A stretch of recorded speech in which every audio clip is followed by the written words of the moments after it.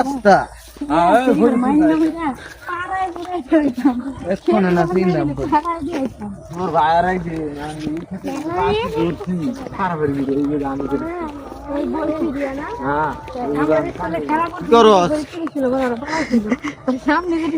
video করিস না viral হয়ে যাবি ভিডিও করিস না ভাইরাল হয়ে যাবি সেনা বাহিনী ধরবো সেনা বাহিনী ধরবো